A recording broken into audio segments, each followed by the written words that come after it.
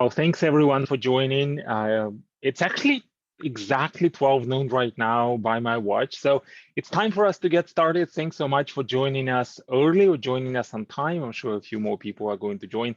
Today is going to be really all about how do I get into a top business school. And I'm so excited to have a very special guest with us today, Teresa Perez, Associate Director of Recruitment from the Smith School of Business at Queen's University. Teresa is going to share with you a few tips on how do you actually prepare your application and how does the GMAT fit into the overall application? What do you need to keep in mind when applying to a business school? And then afterwards, now that you will know how the GMAT actually comes into play, we will talk about how do you get that competitive GMAT score, hopefully 700 if that's your target, or 650 or 750 if you really want to make your profile really competitive. So I'll be back in a few minutes, but for now, you're in for a real treat. Please help me welcome Teresa Perez. Thank you so much, Sergey. I'm thrilled to be here today, and I'm very excited to be able to walk you through how to really prepare your application, but most importantly, why is the GMAT so important? I'm going to help answer that question for you today, and you are going to get some real great tips from Sergey a little later on. So just bear with me while I go through the next few slides. If you have any questions at all, feel free to enter them in the chat, and then Sergey or I will get to those at the end of our presentation. So today's recording will be shared with you within 2 to 3 business days. Feel free to share it amongst your network. If you know anyone who might be interested in learning more about Smith or about the GMAT, feel free to share the link with them as well. And you can find it on our YouTube channel at the Smith School of Business. So to ask a question, if you're not familiar, go ahead and use the chat function or the Q&A box. And if you feel comfortable, you can always come off mute and ask a question at the end as well. So try and do that before we complete the slide deck. So get familiar with where all these buttons are and where you can raise your hand or come off mute to ask us a question as well. So as you know, I am the Associate Director of Recruitment and Admissions, and I'm joined here today by Sergey, who is going to do a short presentation following my presentation today. Just to give you a little context, I work in the full-time MBA program. Our program starts in January each year. January to December is the full-time length. We are a 1-year MBA. We do have other MBA options as well. So if you are interested in one of our other MBAs or in our master's programs, you can always reach out to me directly. I've included my email as well as my LinkedIn here for you. So why is the GMAT or GRE so important? First and foremost, it's going to test your ability to evaluate information. That critical thinking skill is so important in an MBA program, because a lot of what you're doing in an MBA is going to really get you to think outside of the box. Bring your experiences to the classroom and then critically analyze and think about those skill sets and evaluate information. And the GMAT helps prepare you for that. It builds those skills to help you get to those answers more quickly, to be more concise. And it tells us a little something about your quantitative skills as well. So all things that are going to be important, not just in an MBA, but also in your trajectory post-MBA as well. That analytical writing skill, as well, is something that we look at. We want to ensure not only do you have strong analytical skills in writing, but also in verbal as well. So this is really going to test your ability to critically think in all aspects to ensure you have effective communication. And the written and verbal material can be seen not just in the GMAT, but also in some of the other assessments that we ask you for. So if you're an international candidate, we are going to ask for an English proficiency test. So that English proficiency test, either an IELTS or a TOEFL, can really help prepare you for the standardized test as well. So think about doing that first before you jump into the GMAT or the GRE, as these are going to be really important and fundamental to ensure you do really well on the GMAT or the GRE. So this is why the GMAT is important. It really analyzes for us in a one test, in a standardized test, how your aptitude for the MBA will be.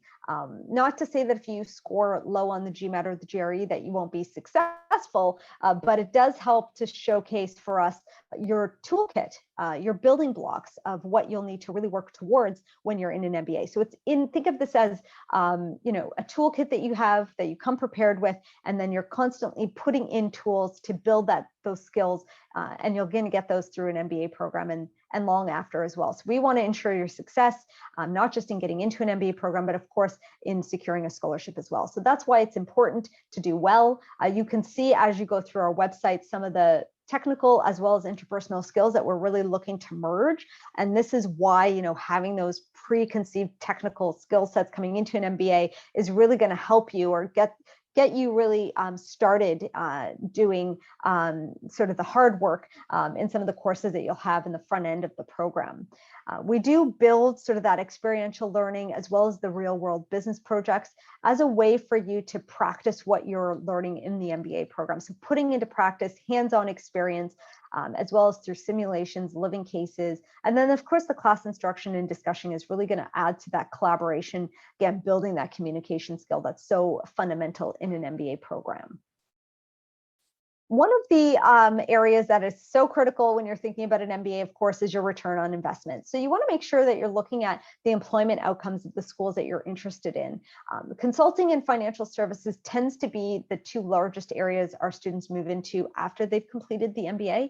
You can actually find a more robust report to give you more details on function right on our website under the careers tab, and you're going to be able to download the report. So I do recommend that as you're going through the MBA journey application process, that you do your due diligence and look at the employment statistics of all the MBAs you're looking at, download that report, and then do your comparisons. We are seeing a growth in technology and healthcare as well. Keep in mind that, again, you don't have to have a traditional background coming into an MBA. We teach you everything you need to know. And again, why it's so important or prevalent to have a standardized test, because you could really come from any background, humanities, social sciences, arts degrees. You don't have to have that traditional background in business to be successful. Andrew Liu is a great example of that. He was an athlete prior to coming into the MBA and has secured a position with the Boston Consulting Group, and is currently working as a consultant. And so he does not have that that traditional background. He really came from that non-traditional background, but having both a really strong GMAT and strong skills throughout the MBA that he built, he was able to secure a job at BCG in consulting. Keep in mind that consulting firms still ask for GMAT, as well as capital market positions. If you're looking to work in investment banking, for example, you might be asked for the GMAT. The GMAT in particular, because that's what they're most familiar with. So again, keep in mind that this isn't just for your goal of getting into an MBA, but it's also in terms of your career goals as well, where a GMAT can really come as an important aspect or criteria of what employers are also looking for. So again, looking at your best career outcomes, Canada, we offer the strongest employment statistics at the Smith MBA program, 85% last year within 3 months, 95% within 6 months of graduation. And you can see our total average compensation as well. So your return on investment at Smith is really quite high. We host over 100 events year over year. So this is also a great way for you to network with employers and industry leaders. And we've seen an average base salary delta of 87%. That's a really important number to keep in mind. Your salary will increase, I have no doubt, but this is a really strong statistic to really prove that you will see that return on your investment. And just some quick facts as I close out and turn it over to Sergey. We are a 12-month MBA. We begin in January with only one intake. So make sure that you're preparing in enough time to secure a study permit if you're an international student. For international students, we advise that you apply before September. As a domestic student, before November timeframe. We do have rolling admissions, so we don't have any official deadlines. But again, for international students, that September timeframe is going to be a hard stop. We recruit about 85 to 90 students year over year. We've seen a very healthy representation of women year over year, with over 35% in the last 6 cycles, which is phenomenal. We do have specific scholarships for women as well, so please check out our website for that. GMAT or GRE, compulsory to have one or the other. In very rare occurrences, will we waive the GMAT? Typically for candidates with really strong quantitative backgrounds or CFA designation. As I've already mentioned, we have very strong employment statistics, and you can, again, visit our website to download that careers employment report. That is going to be your guide to really compare and contrast other MBA programs and the value for money and return on your investment.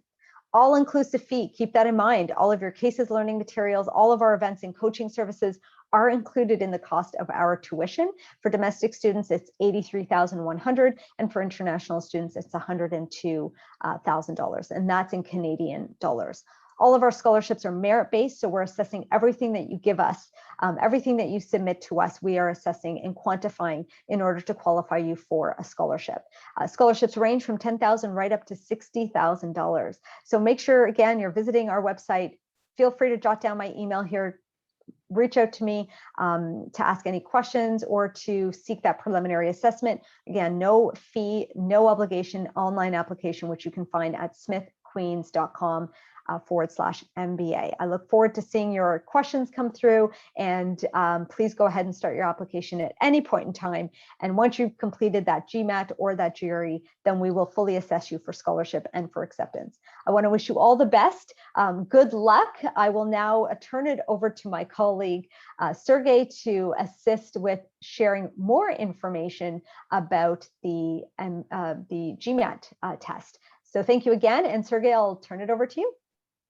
Thank you so much, Teresa. I'm going to share my screen right now, but while I'm doing this, there's actually a question here from Ariba. If someone wants to do a Master's of Marketing, is it better to do GMAT or GRE, especially if the university doesn't have any preference for any of these exams? Is that something you would be able to answer? Absolutely. I often speak to candidates that are interested in master's programs, and it really depends on the master's program specifically. If you're looking to go into marketing, I would say either or. The GRE tends to be, and Sergey can attest to this, a little more rigorous in the verbal area as opposed to the quants. So if quants is not your forte and you're looking to get a career in marketing, I would advise that you consider the GRE. However, it really is dependent on your skill sets, your aptitude. Organizations are going to be more familiar with the GMAT if they're asking for it. They don't tend to ask for it in the space of marketing too often, but you are better preparing yourself for a career transition in any industry if you do the GMAT. So it's really up to you. I recommend doing a free prep test. I know Sergey at AdmitMaster offers those free prep tests, and he can talk more about that. That's right. Thank you so much, Teresa. And one common misconception that many people have is that one of the tests is easier than the other test. There isn't really such thing as one test is easier, because both tests are comparing your performance with the performance of other candidates.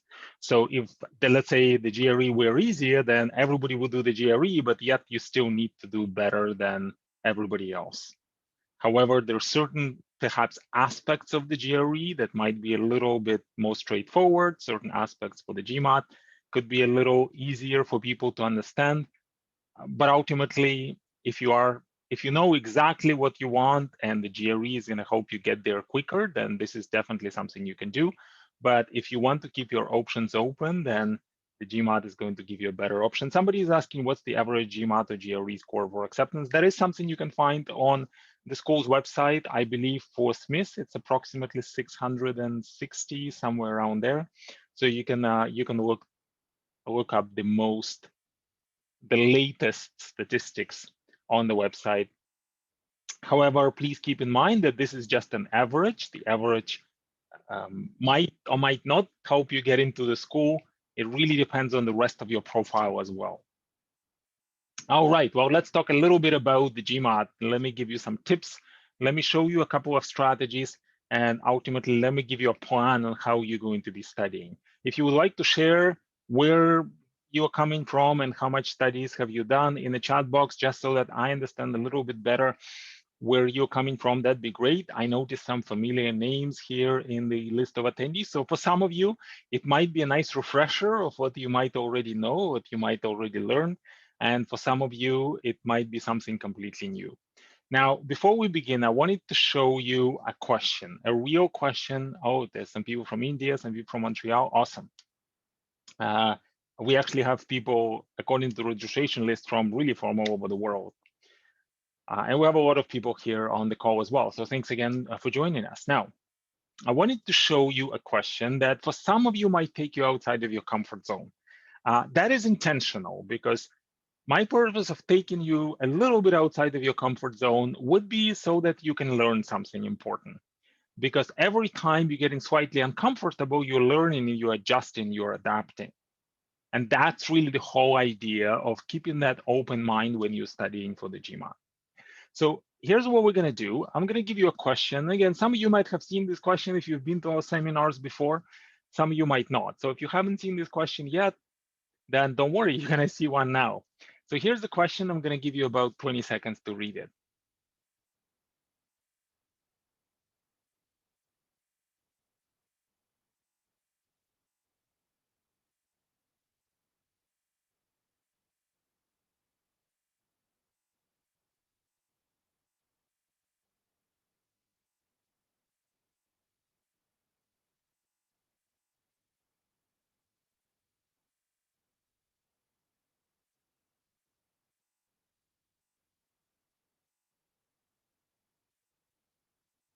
Okay, so let me ask you a question. I'm actually going to ask you two questions. Question number one is, how comfortable are you doing this question right now after you've read it? And the second question, perhaps an easier question, is how many times did you read this passage during this time that I gave you, about 30 seconds? And if you can just type the answer in the chat box, that'd be great. I don't immediately see the Q&A, but I see the chat box right away. So let me know. How many times did you read it? And how comfortable are you in answering this question? Okay, all right. Most people are saying read it twice. Some people are saying read it 3 times, somewhat comfortable. All right, let me show you the answer choices because this is a multiple choice exam. Now, here are the answer choices. And when I show these answer choices to people in a live class, usually they're going to say, oh, wow, I thought I'm a little confused after reading the passage, but now I'm actually more confused after reading the answer choices. So let me try to solve the problem, because the answer choices certainly are very confusing. They don't seem like they're going to help a lot. So perhaps what I should do is, this is a problem solving question. Let me try to solve it. It looks like an algebraic problem. I have to deal with some equations here, some variables. And when I get to the answer, hopefully it's going to be one of the answers that I see in front of me. Then I'll kind of pick them and move on. That's what most people do. So let's call this way the theory way or the high school way. This is how we did things before in school. And here's what we learned in school, just for us to have a little bit of a refresher. We learned that distance is equal to rate times time. And the question is asking for the distance, how many miles? Now, we also know that this person left home, he was traveling at the speed of X miles an hour, and then he probably got tired, turned back, and then walked back home at the speed of Y miles an hour. So they're 2 different speeds, but the total time he was away was T. It would be helpful to have the time going there and the time going back, but that's not what we're given. So perhaps we need to build a few equations. We're going to say, here's the distance from home. We also can calculate the distance back home because they're 2 different speeds. We don't know the time, so maybe we can assign some additional variables. We were told that the times together are T. We were also told that he was traveling the same route. So that means that the distances were the same. And then we can equate these 2 distances. Looks like we have a few equations. So if you feel comfortable with algebra, you can probably do this really quickly. Sometimes I give this question to my engineering friends, and they're going to take like 3-4 minutes. They're going to write half a page of formulas, and they're going to give me an answer. And I'm going to say, wow, that's amazing. You were able to write all of that in 2-3 minutes. Most people take about 5 minutes. And actually, most people who are not comfortable with this, after some time, they're just going to give up because it looks like a complicated problem. And it actually is. This is a question that's classified as a difficult question. So let me show you a different way, the more strategic way of doing this question. And you remember when I showed you the answer choices, I can almost feel it, and although I can see you right now, that when you looked at the answer choices, your stress level might have gone up.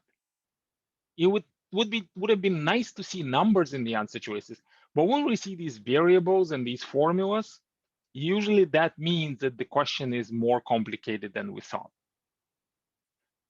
So let's see, perhaps we can change our perspective here a little, and perhaps the answer choices are actually going to help a lot. So let's see what we can do. Now, distance is equal to rate times time. That is something that we already know. And even if we forgot that, even if we forgot the actual formula, it's actually not a problem, because this is common sense, right? If I'm driving from Toronto, where I'm right now, to Kingston, where Teresa is right now, and say I'm driving at 100 kilometers an hour, and say it takes me 3 hours. Just it's a little less, but doesn't matter, just for the round calculation. So I know that the distance is going to be 300. 100 kilometers an hour or 100 miles an hour, 3 hours. I just need to multiply these two numbers. It just makes sense.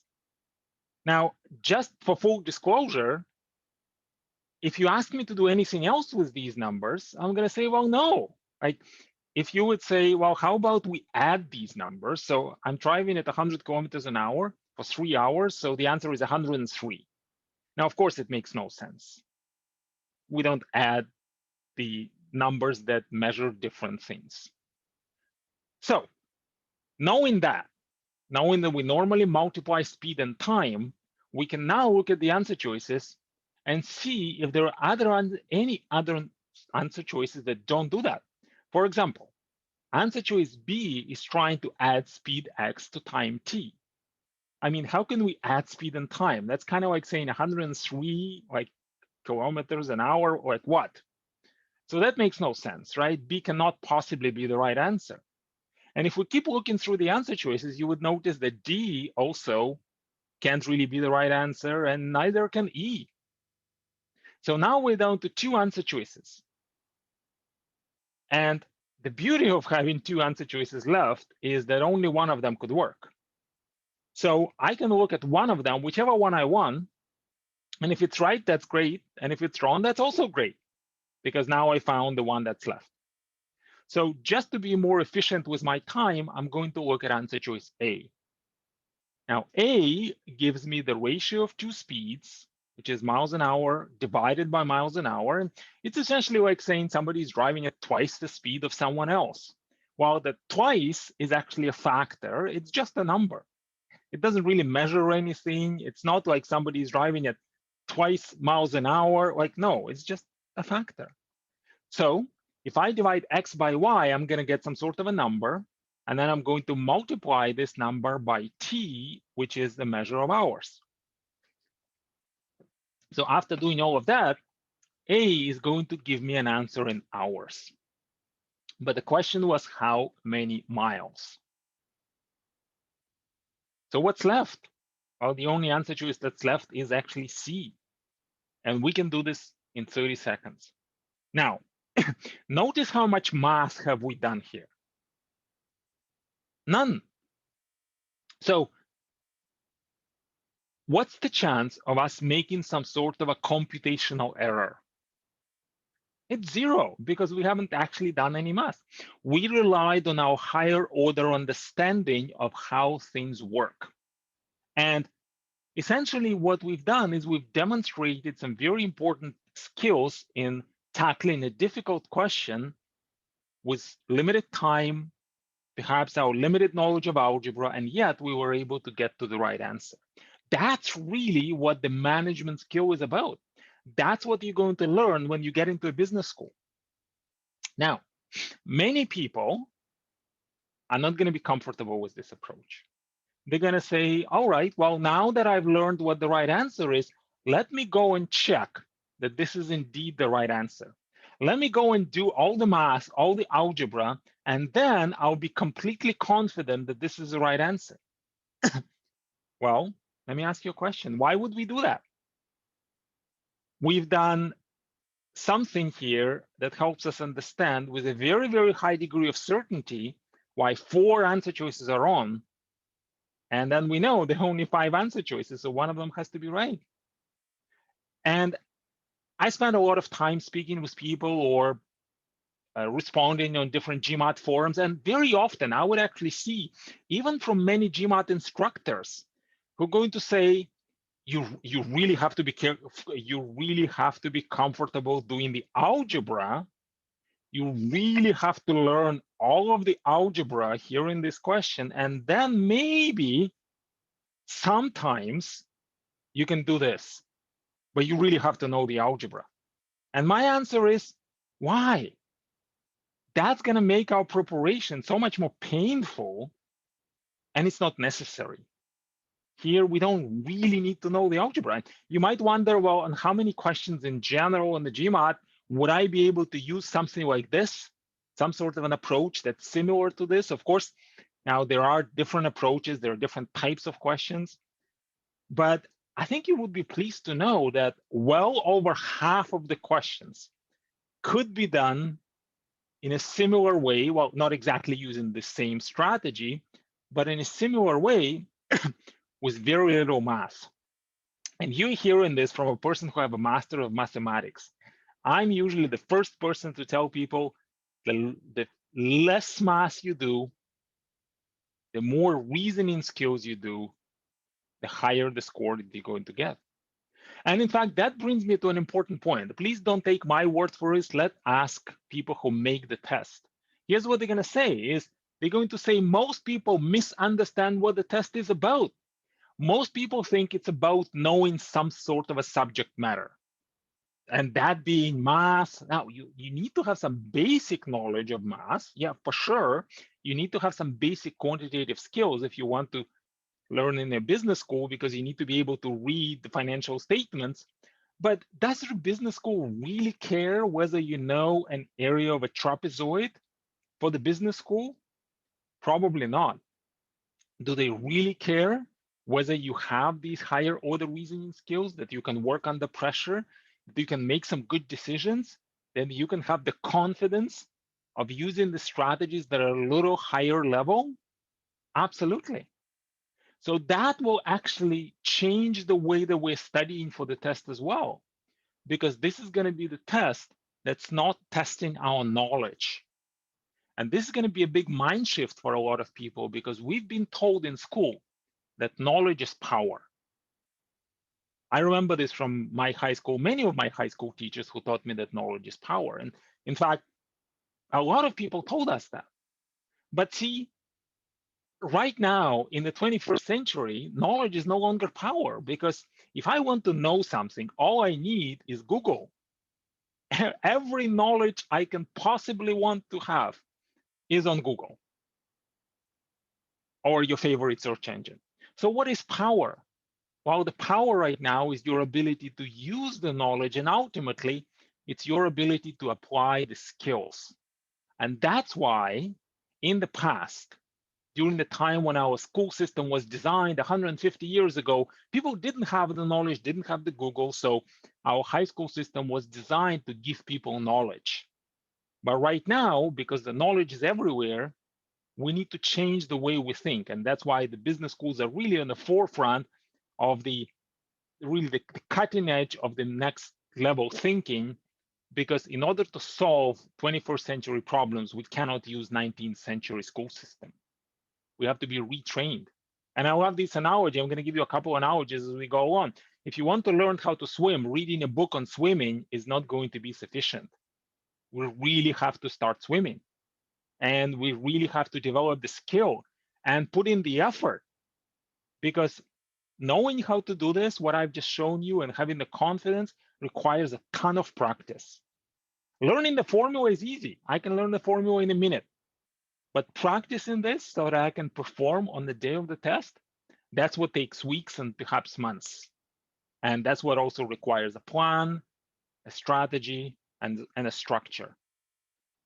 Now, speaking about the structure of the test, you may have seen this before, and I'm not really showing this to you to just show you what you can easily find on the website, But I wanted to highlight an important detail that many people overlook, because when I ask people I speak with, what are the different sections of the test, I would usually hear, well, there's math and English, and there are a couple other sections. There's like an essay. But you would notice there is no word math and there's no word English. In fact, if we were to pay attention, we would notice that the word reasoning and the word analytical appears multiple times. So on the GMAT, a lot of our success is really going to depend on our ability to have a good and proper attention to detail. In fact, if you come to our refresher classes, we have longer classes. They're 2 hours each. There's a class on July 8th on the quantitative reasoning section, and the class on July 13th on the verbal reasoning section. We're going to do more questions, and I'm actually going to show you what are some of the details that you need to pay attention to if you want to do really well in these sections. And paying attention to detail is actually a really important skill in life, in management, and in a business school. Sometimes when you sign in a contract, one little pronoun can cost your company millions of dollars. That's why attention to detail is actually so important. And that is what's tested on the GMAT, among, of course, other things as well. So if you come to these classes, we'll talk a lot more about what skills are exactly tested in these sections. And you can sign up, of course, on our website, admitmaster.com. Now, when we talked about the structure of the test, there's something that I wanted to highlight as well, which is actually quite important, which scares a lot of people. And that is that it is a computer adaptive test. Most importantly, the quant and the verbal sections are computer adaptive. What this means is that the questions are getting easier or harder as you go on throughout the test. Now, I know it's very natural for people to feel like doing an easier question is going to be easier than doing a harder question.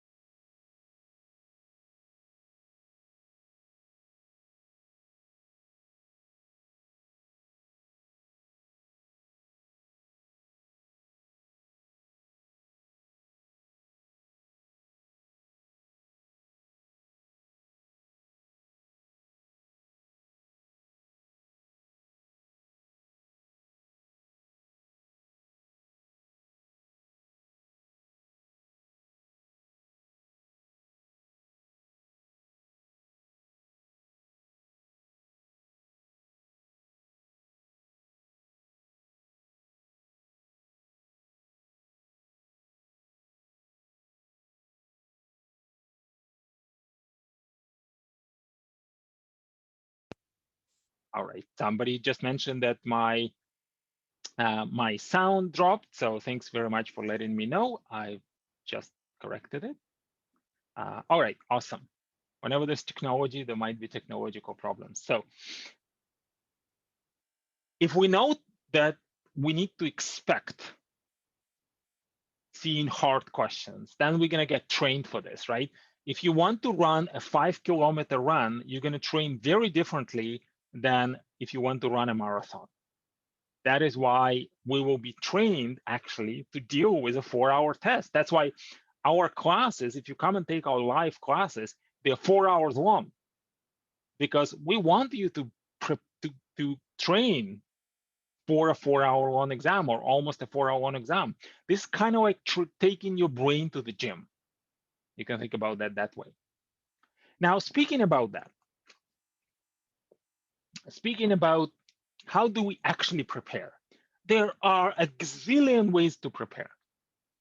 In fact, if we were to look through every single material that will help us prepare for the GMAT, our lifetime is not going to be enough. We'll probably already retire by the time we read every single piece of advice.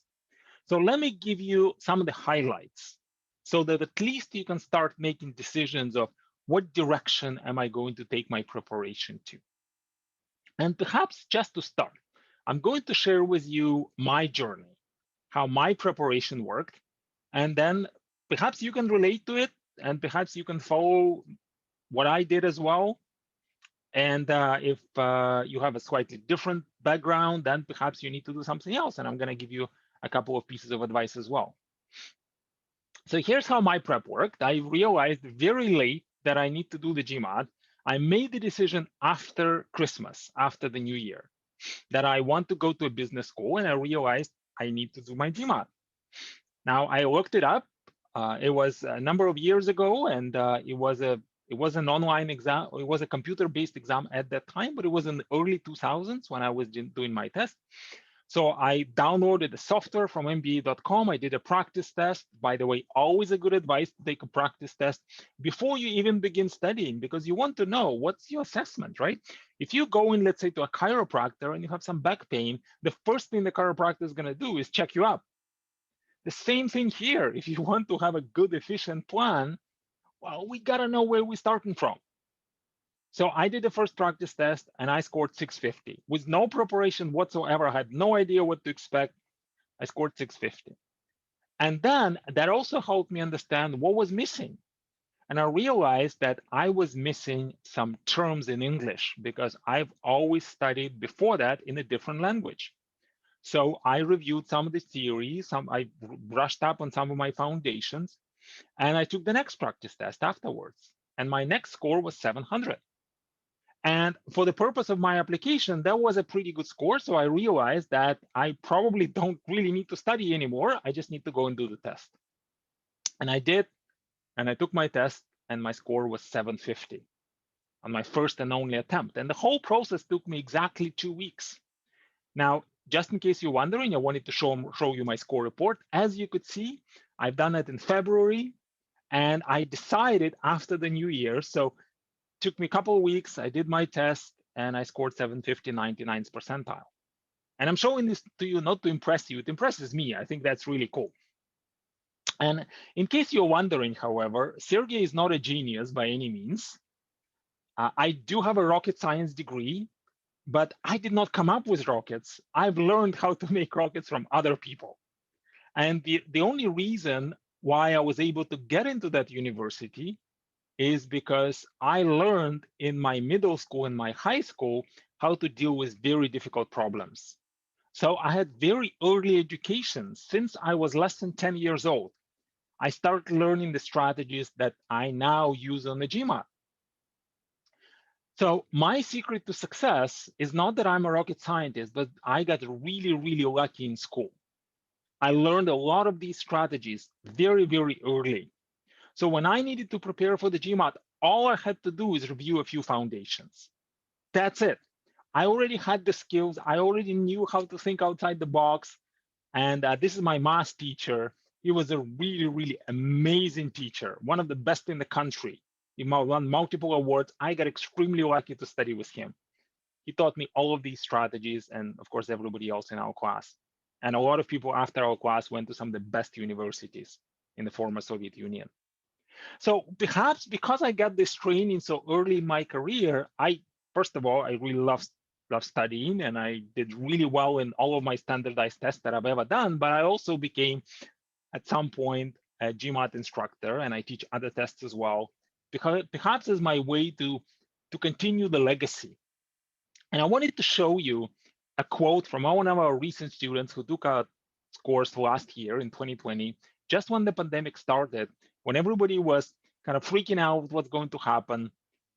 We had switched our classes from the live in-person class to live online class, and our average scores actually went up because people were at home, they were a little more dedicated to study. And Daria here, for example, she took a practice test, just like we always recommend. She scored 380.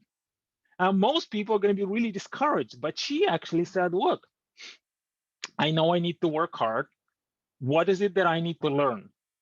I have some time right now. Show me the strategies. And she took our class. Our course is 6 weeks long, and then she took 7 more weeks after the end of the course. And I wanted to show you this quote most specifically because she actually shows us what exactly we're going to need to do well. Notice how she says, I learned how to think outside the box. I learned how to manage time and stress, and I learned how to think like a CEO, which is actually what we teach. This is the formula that we teach in our class, which is a set of skills that consists of a few skills, and attention to detail and time management are some of these parts of these skills. That if you want to become a CEO one day in the future, then you want to have these skills. They're actually really important. CEOs are confident people. They manage time well. They make good decisions, or hopefully, at least they know how to make decisions. So that's what it's going to take. That's what we're going to need. And of course, we supported her along the way. So it just took us 3 months to get to that score of 700. And she is starting her program, a Master of Finance from a very, very competitive school. She's starting it in September, one of the schools in Europe. So when people ask me, well, okay, so how should I prepare? I say, well, look, it depends. It depends on where you're starting from. For me, I use some free resources to prepare. I literally just use the MBA.com. I didn't even buy books. I spent $0 on my preparation because I just use free resources because I just need to review the foundations. That's it. So if you feel like you got really lucky in school and you do a practice test and you score really well and all you feel that you need is just to review the foundations, honestly, just do it. Look at MBA.com. There's some free resources. Book your real test. You can now do the test from home and just do the test. I remember I was speaking with one of our clients. He really wanted to take our course. He was in one of these seminars and he's like, I love the way you teach. I want to take your course. And I said, well, take a practice test. I want to know where you're starting from. He did a practice test. He calls me. He did it on Saturday. He calls me. He said, Sergey, you wouldn't believe it. I just got 760. What should I do? I said, well, book your test for Monday. And that's what he did. And he actually got 760 on his first attempt on Monday. So take a practice test, see how much you need to improve. And then from that moment, I'm happy to chat, or you can decide on your own how much of an improvement you might need and what kinds of resources you would need to prepare. Now, let me give you an idea, just plant some seeds in your mind, what resources you might want to use to prepare. Now, most people, when they realize I need to improve perhaps more than a couple points, they're going to look for resources. And there are a lot of different resources. So most people are going to be looking through books, either in a bookstore, on your favorite online retailer. And most people are going to say, okay, this book looks really good. It's the GMAT official guide. And it comes with the online access, the mobile access, and there are actually 3 books. There's a big guide and the quantitative review and the verbal review that essentially just give us access to a lot of practice questions. So you can think of this book as the really amazing question bank. It's the set of books that are made by people who make the test. So they are not teaching us how to beat the test. They're just showing you what questions we're going to see, and they give us the fundamental review. So all of these formulas, the basic grammar rules, that's really the foundation for us to build our GMAT studies. Everything's in the book. Now, again, just for full disclosure, many people, when they begin studying, they're saying, I need to spend months building my foundations. Well, did you know that all of the foundations that you need to know are in the official guide, and they take about 50, 60 pages? Everything that you need to know about the foundation. So it doesn't actually take that long. In fact, if you take our class, we're going to give you not just the foundations, but also some of the exercises so that you can practice these basic formulas and I can actually be very comfortable with them. But it does not take that long. Building your foundations normally recommend 2 to 4 weeks. You don't really need more. Everything else is going to be practicing, learning the strategies and practicing them.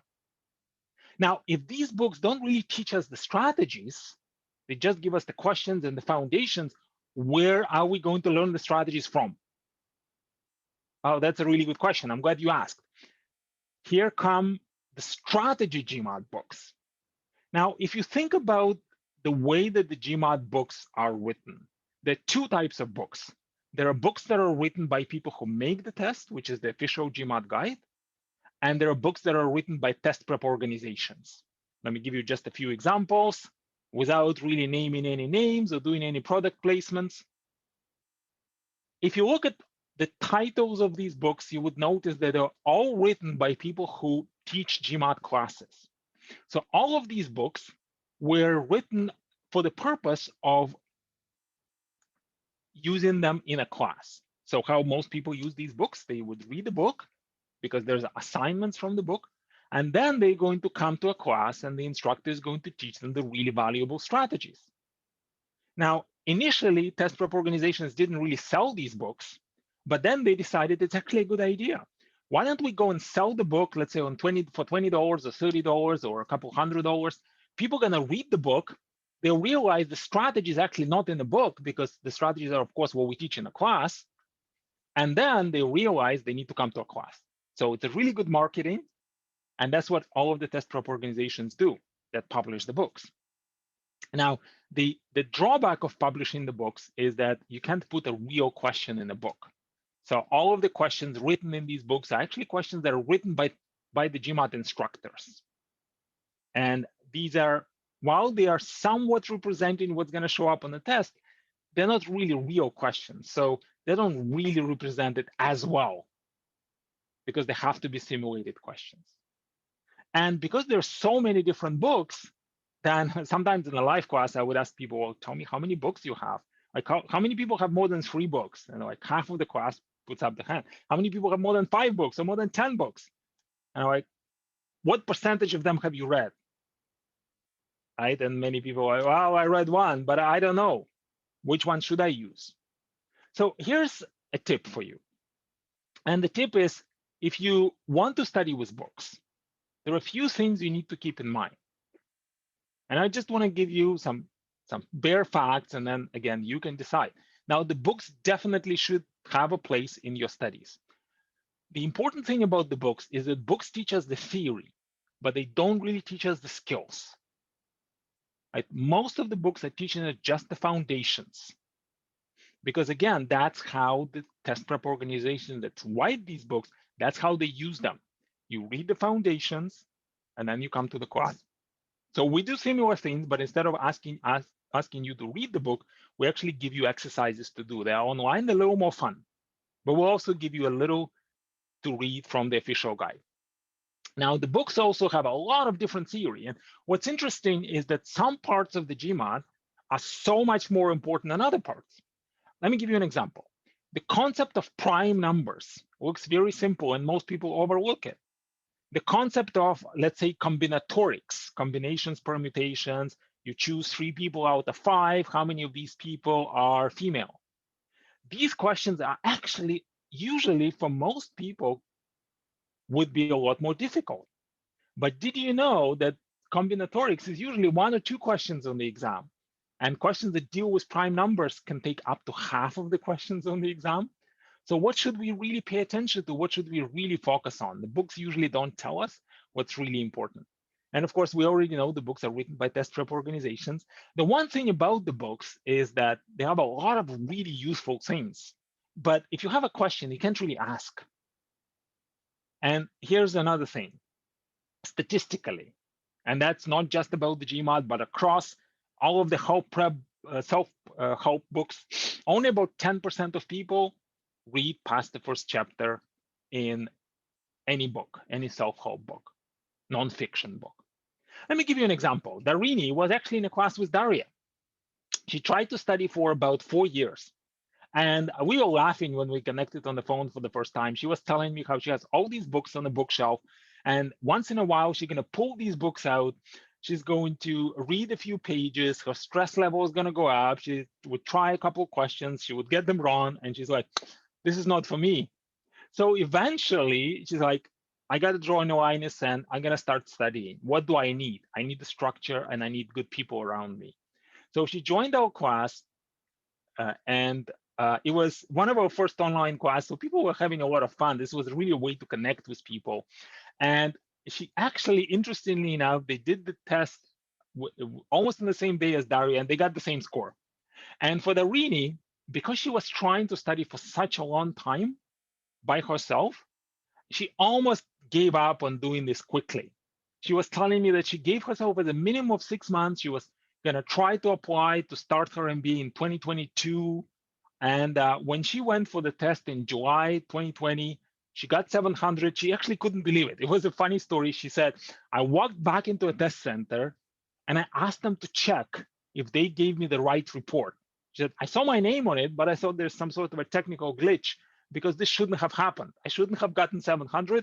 I have a plan, and my plan would be I need to get that 700 by the end of the year, not in July.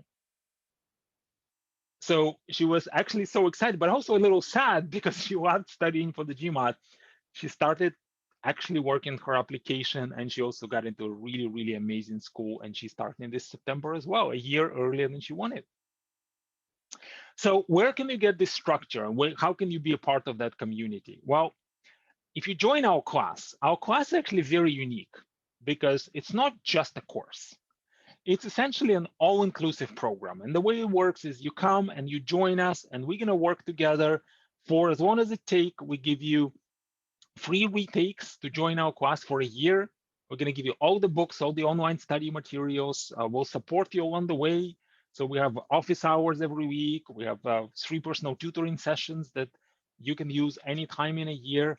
And you have access to a live instructor, not just in your classes. And you spend quite a lot of time, if you compare this with other classes as well. There's like almost 60 hours in a class compared to some of the other classes where some of the books I've shown you like 10, 15, 20, 25 hours. So this is double that number of hours. And when you look at the fee for the course, and there are a couple of options, by the way. You can join our next class, which is an evening class. If you are in the North America or in Asia, that might work really well for you. That's a class on Tuesday, Thursday nights after work.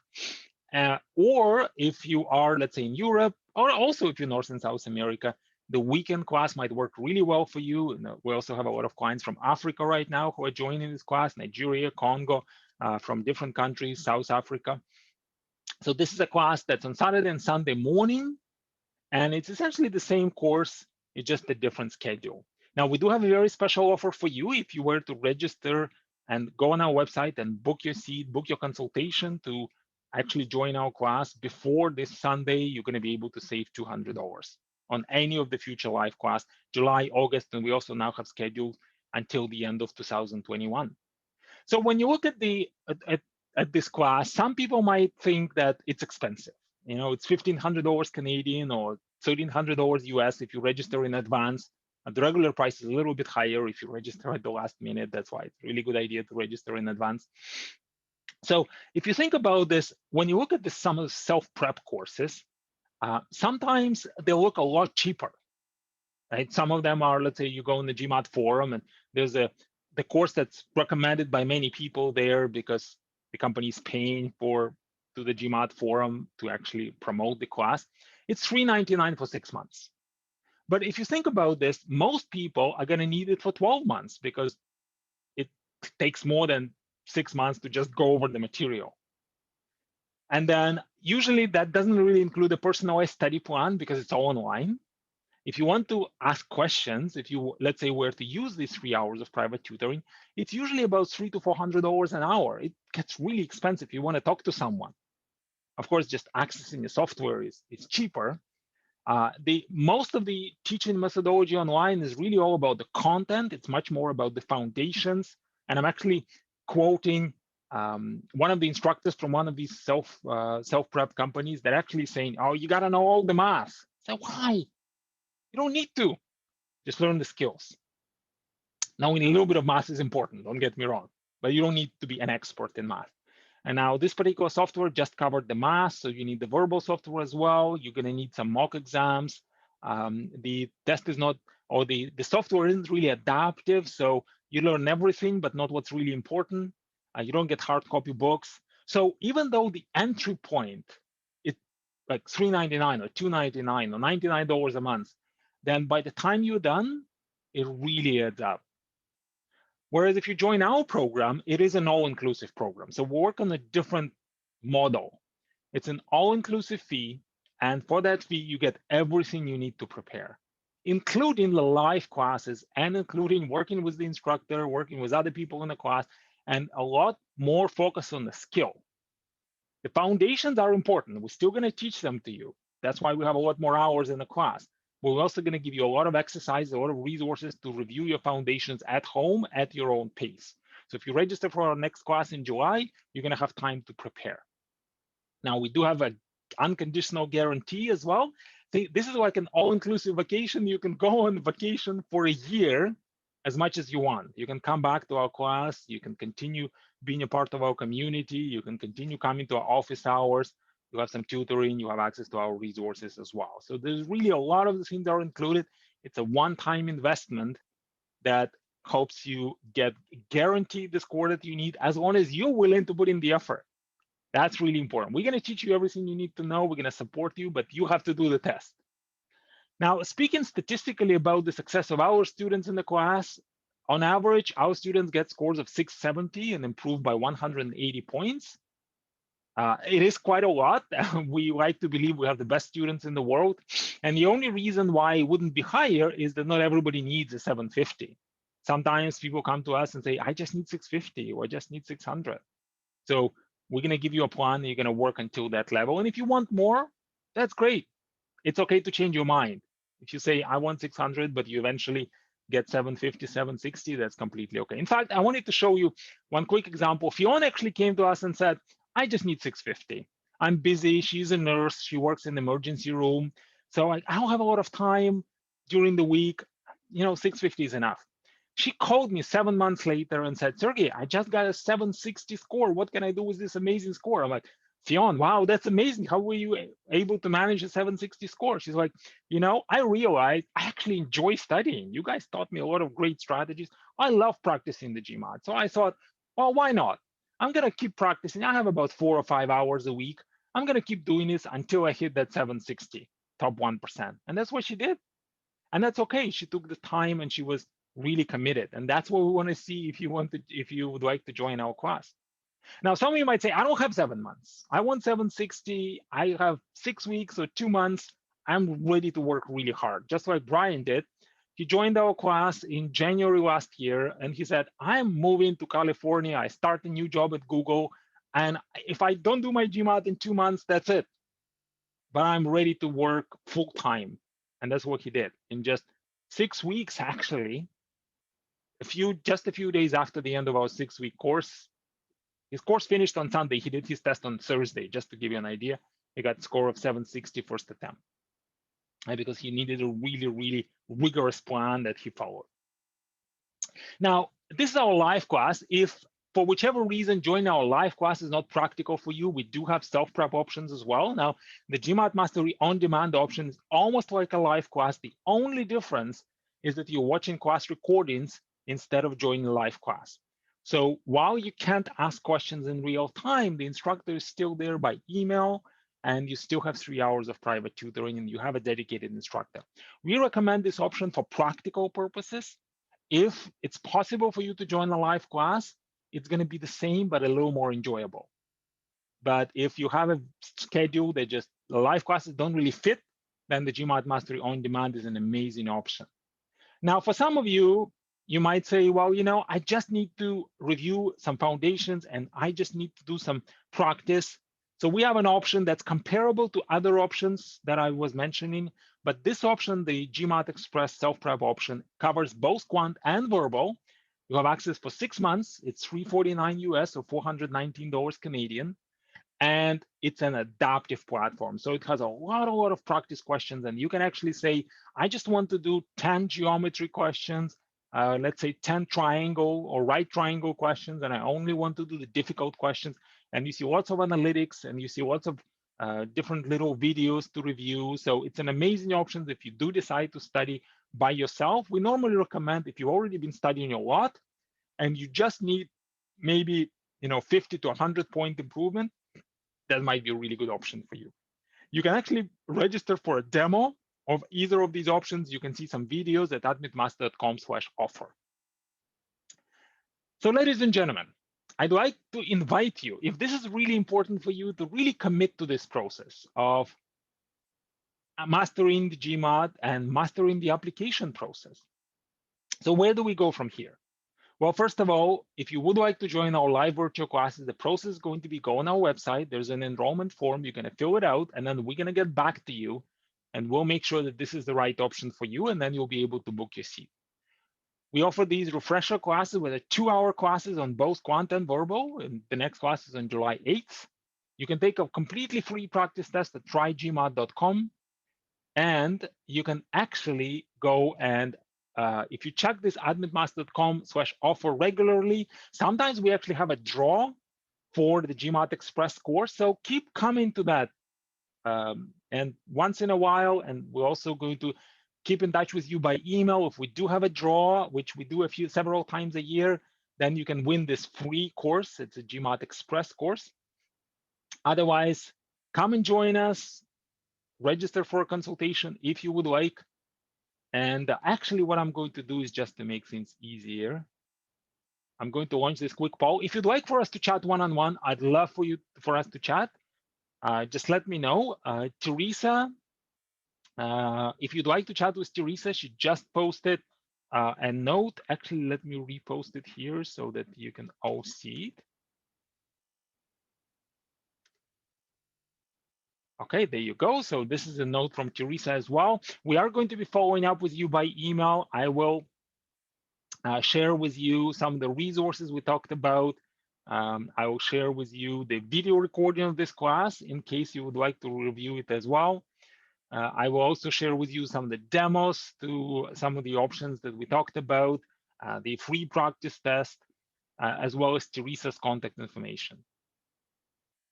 So the best way to contact me, actually probably the easiest way to contact me, is by email. And my email address is sk@admitmaster.com. What I'm also going to do is I'm going to share with you the recording of this seminar, and I know who came because when you join this class, we know that you've actually been here. So I'm going to share with you a recording, and you can just respond back to my email as well. You can also go on our website, and if you are really interested in joining our class, there's an enrollment form at that admitmaster.com/offer. There's also a button to register for a one-on-one consultation. That's how we can connect as well. All right, there's Joe is asking, I really like the way you explain things. Do you teach the class or is it someone else? How many instructors are there? So we do have a few instructors. They've all been trained to teach the same way.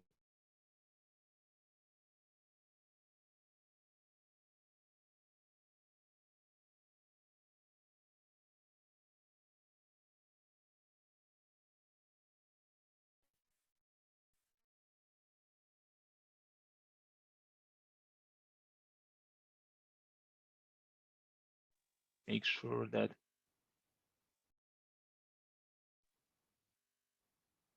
my audio.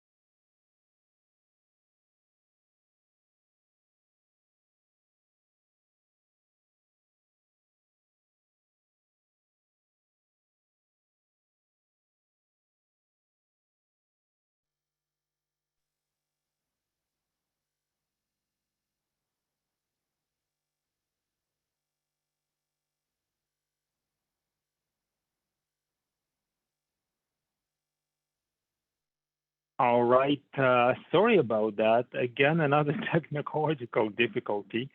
All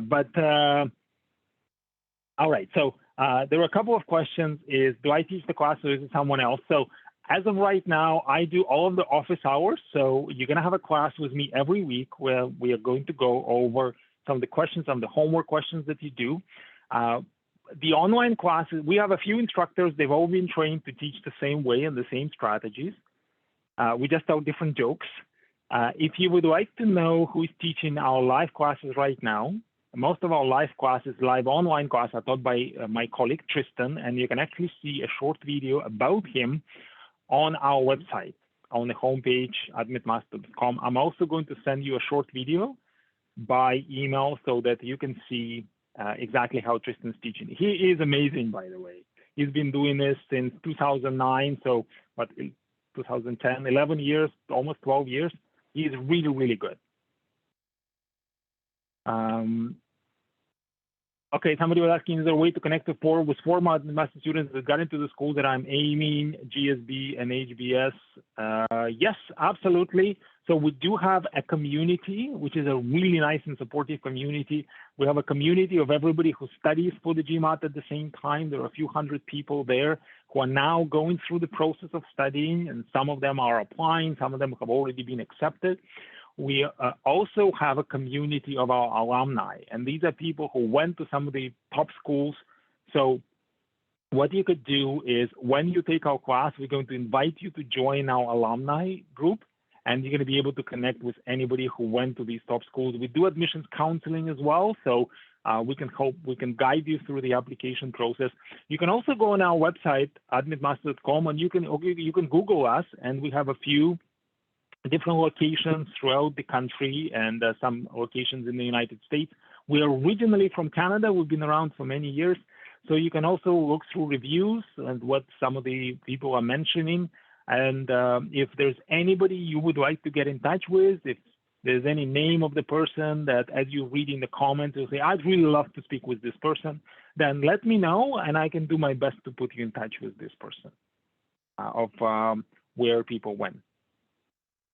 All right, now I'm saying thanks so much for a wonderful web seminar. It is my pleasure to spend some time with you. Thanks so much for joining us. It has been amazing spending this time with you. I do look forward to connecting with you shortly, to connecting with many of you one-on-one. I am happy to answer any other questions that you have today. If you don't have any other questions, then please enjoy the rest of the day, and I hope to see you soon. And if you are in Canada or the United States, then enjoy a long weekend. If you're in Quebec, then happy Saint Jean Baptiste Day. That's actually this week. Happy Canada Day, which is next week. Happy Independence Day if you are in the United States, which is next weekend. And take some time to take a practice test. If you'd like, you can find all of the practice tests at trygmat.com. Awesome. Thanks so much for a kind words. And now, Hussein, Tiago, thanks for joining us. It's been my pleasure.